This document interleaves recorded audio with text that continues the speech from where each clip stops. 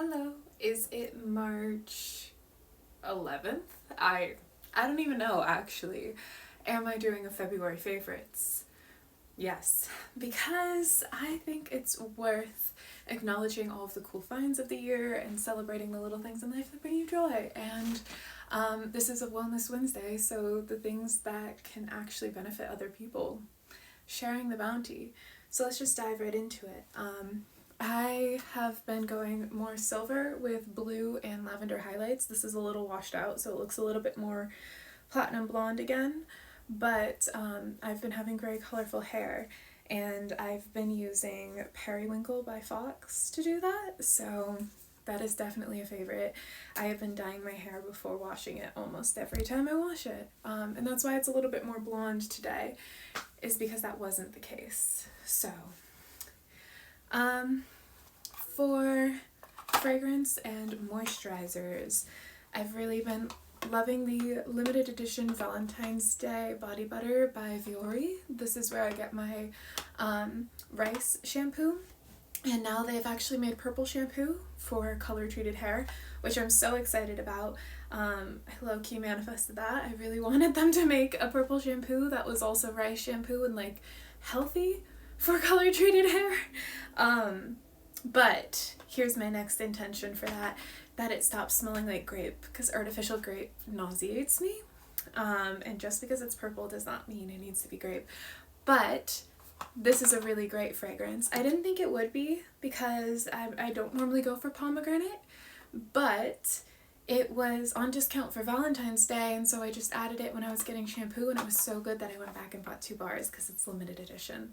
So I've never been one to have like a sweet or fruity fragrance. We've talked about fragrance before. I definitely love a more sultry, sexy, bombshelly kind of fragrance, but yeah, it's something like, it's very like sweet tart. It's not too fruity or too sweet, so I've been enjoying this. It's a very light, it's getting warmer kind of fragrance, and you need to stay moisturized when you live in Maine. So, but speaking of fragrance and something more typical for me, I have talked about Fulton and Rourke because I got the sample set and then fell in love with Ghost Trees. And whew, it's almost a little musky. This is definitely like a gender neutral scent, but I'm obsessed with it. I have the solid body bar in this metal tin that you can refill, and it smells like very Y2K, almost very Hollister, and you know, my last monthly favorites was on TikTok, and I'm really kind of stepping down from TikTok because America. And speaking of America, different companies that were very Y2K, very nostalgic, very girlhood for the people like me. I am kind of on the millennial cusp. I'm technically Gen Z, but like 3 years off. You know, reclaiming the things that I love, because I definitely loved like Hollister and Abercrombie and alt culture and Twilight and The Vampire Diaries, and I still do, and it's still a huge influence, like hence the like bell bottoms that I'm wearing right now. So yeah, I think little things like this to support more sustainable small businesses that have the vibes right. Gotta show the bralette. I never wear a bralette. I always need more support. So you gotta see it's throwing a fit. God, I'm too old for that. Okay, my next thing is I got a plastic-free phone case. We're gonna talk about this in the next favorites because I technically got that more recently. But you can see the pattern is this cool like cabin. Clearly, I really love being a Mainer and love just being out in the woods. But yeah, that's Pella phone cases. I have never been sponsored thus far in my life, so just a plastic-free phone case. I realized that I was using a lot of plastic-free things, and my phone is just something that I hold all the time, and if I can have one less thing that's in constant contact with my skin, like sweating and absorbing microplastics, then that'd be great. My next favorite is, I have in past videos, probably in the Divine Diaries, shared my glasses that I got shortly into the new year. And I got 4 pairs, but this pair I have by far worn the most. Oh my god, I have contacts in, I'm gonna die. I'm really blind, so this is insane.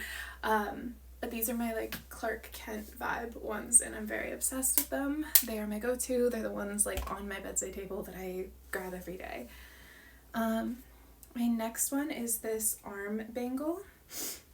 I've decided that there's a lot going into this, but artistry wise, I really want to have this esoteric, new age, utopian, how do we meld like technology and spirituality into fashion and into art, because I talk about both the performing arts and sciences, and like in a branding but more authentic than branding kind of way, like how am I doing that. And so anyway, I'm really big obviously on like feminine silhouettes and things like that, so I've thought a lot about how I am producing, and long and the short of it, I really love staple, sustainable jewelry that I would wear every single day. And so for most of my outfits, I love this little like arm bangle, and I think it also plays into the sort of warrior aspects of my past, almost like an homage to who I've been and who I've become. So this is one of my, not as daily as the necklace that I normally wear, which I just, when I have a low cut top, it tickles my scar and it drives me nuts, so I am not wearing that today. But yeah, one semi-frequently, almost every day, jewelry piece. And speaking of jewelry pieces, one of my best friends, Julian, made this. I love dainty, minimalistic jewelry, and this is little stacked stones from the ocean. We live in Acadia National Park, and so to pay tribute to the place of my education and the first place that ever really felt like home, to have a piece of jewelry made by one of my best friends. And balancing stones, first of all, I love like slate and stone and like kind of modern dark Nordic minimalism, but balancing stones in particular, actually one of my friends and I want to get matching best friend tats, and we want the symbolism to mean home to us. And for me, balancing stones of like that sturdiness but that balancing act and the association with water, yeah. So long and the short, that's gonna also be an everyday thing that I got for my birthday actually, so really beautiful, love that. And I'll probably melt the knot a little bit so that it stays, but it's stretchy and I can take it on and off every day, which I love. Next is I got this little pouch with a nail kit because I really wanted a metal nail file. I kept reusing a cardboard one and I would like clean it off and it was so destroyed because I had kept it for so long. And I think glass nail files are beautiful, and aesthetically I wish I loved them, but they feel like nails on a chalkboard to me. So metal nail file, and this I was on the hunt for one, and I finally just found this kit that had one. And I think to have like little like scissors and tweezers, especially for somebody who's as aggressive as me but keeps their nails a little long, to have this on me is really helpful, and it's just like the tiniest little pouch, so it works. Okay, what else do we have? Most days in February I had this pale gray nail polish. It is by Butter London and it is in the shade London Fog. And I love the, again with the Nordic minimalism, really love like the square shape of the bottle and the large cap. And yeah, I love, I have very blue dark tone neutrals is clearly my go-to if you consume my content. The next thing is I've made content recently explaining that I realized I was probably also autistic, and I kind of hit a wall, which is why I've been taking a break from editing and releasing projects for a while. The same thing with my assignments, and I had to step down from some temporary work that I had and realize that I really need to shift my energy towards the things that super fulfill me. And yeah, I was burning out and my brain and body were shutting down from overworking in something that wasn't fueling me in return. And so in slowly listening to my body, there's a lot of things that I'm implementing, like meditation and journaling and the EFT. Sorry, I'm thinking of the thing on my phone case actually, which is electromagnetic blocking, but EFT tapping, also just like massaging my jaw, or I really love having my hair played with, and I was like, oh my god, this whole time I could have massaged my scalp. That was a thing, and that would probably help my hair too. So like actually grounding in my body and listening to my body and being in touch with my body for like the first time ever. And it's been a journey of like trusting myself and listening to myself, which was huge. But anyway, in that, I started to get some things that accommodated me more, some fidgets, and I also, oh my god, stop breathing.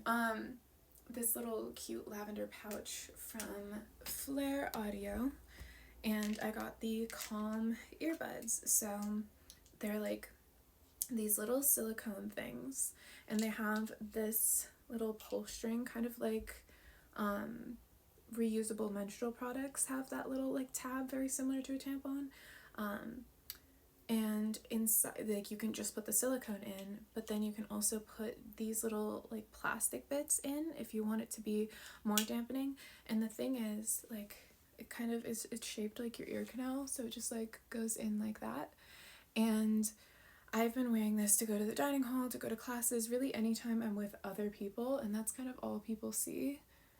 And with hair, that's like nothing. But yeah, the thing is, I can hear people who are talking directly to me and at me, but it starts to dampen some of the outside noise. I still hear everything, but again, as somebody who's hearing the electricity in the walls and reading every single micro expression of every person, so much so that like my body is going through the process of what every single one of those feelings feel like. Like if somebody over there is like insecure about what they're wearing, and this person has a crush on this person, and this person's really hungry, and this person is short-tempered, like my subconscious mind, for my own protection and also for my neurodivergence, like reads every single little like micro expression body cue, and then triggers in my body to feel all of those feelings. So anything to kind of dampen or numb that when I'm just trying to go get fed or something, or just educate myself, that'd be great. So this has been a helpful tool in like actually accommodating myself and listening to my needs. So that's been in my bag every day and in my ears every day. This is every time I move, it comes undone. Okay.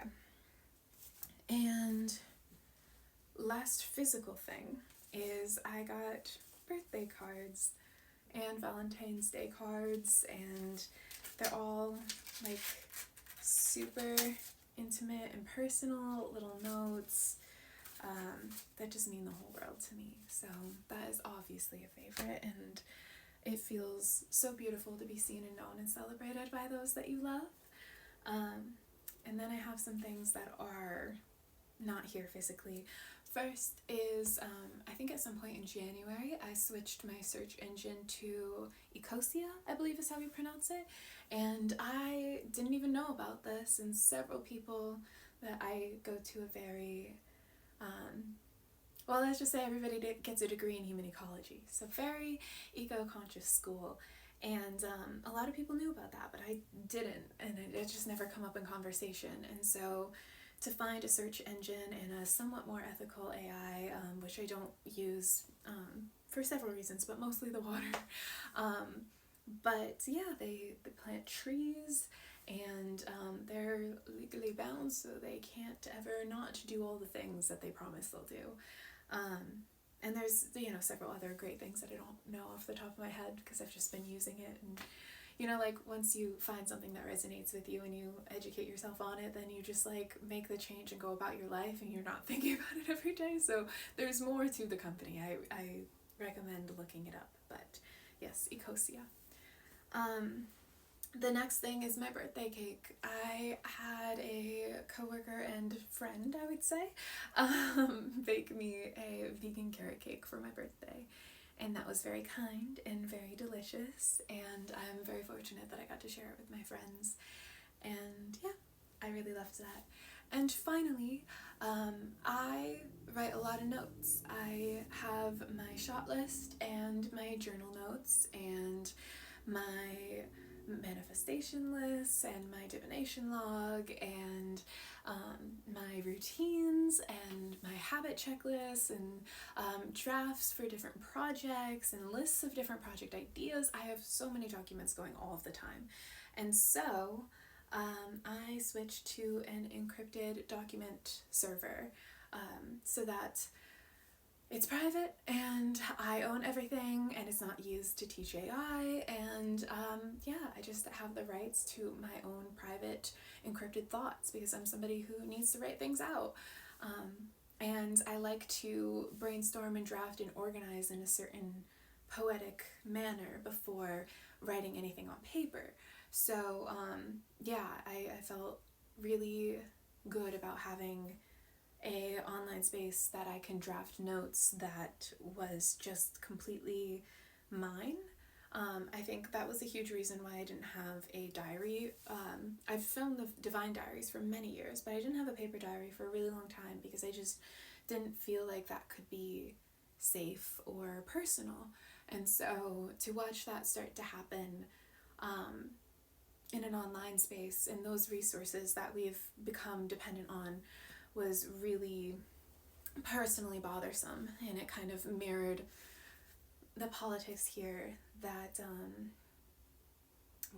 make it really Reader's Digest. I, on top of being very burnt out at school, which is the goal of the overconsumption of terrifying things, I felt like I had spent 2 decades overcoming this trauma and then watching my entire country gaslit and gatekeep information and keep people bound and dependent, and just all the things, all the strategies that have been being done, specifically targeting the people who look like and are like my chosen family, who finally allowed me to feel safe and validated and have the space and resource to heal and become free myself. It's been very painful to watch that happen on a mass scale and to see the same patterns of manipulation and abuse happen through government. So anyway, didn't expect to go on a tangent in my favorites video, but yeah, it's weighing on me, and it was part of why I really I had gotten to this point in finding such a wonderful community and in trusting myself and in building my life and listening to my body and understanding autism, and after like a decade of trauma recovery and like slowly opening up to building a life again, and then to have all of this kind of hit the fan at the same time, it's been heavy to have grace with myself and decide the responsibility I want to have moving forward. Okay, I'll wrap it up because my camera stopped, but yeah, to think that I spent all of this time sort of working to have this autonomy over my life, and now I feel this moral obligation to continue to turn that outwards, and I don't know if my brain and body can maintain that after everything that I've experienced personally. So yeah, it's been a lot of thought, a lot of reflection. I'll definitely get more nuanced and educated in my expression of it in the future, but as much as life has been really beautiful and I have maintained my goal of shopping small, it's also been challenging, and those things have been on my mind and part of the choices I've made to care for myself and to listen to my body and to be there for my community. So anyway, we'll get into it all another time. I hope you really enjoyed this video. I'm really grateful that you spent your time with me. Please, I don't know, join the Cozy Coven community. It seems like really ridiculous to ask for something like that, but I'm really passionate about making resources and education accessible while validating people's feelings and experiences, and this will always be a safe community for all people, and somewhere to escape and still educate and still have compassion for people. So thank you so much.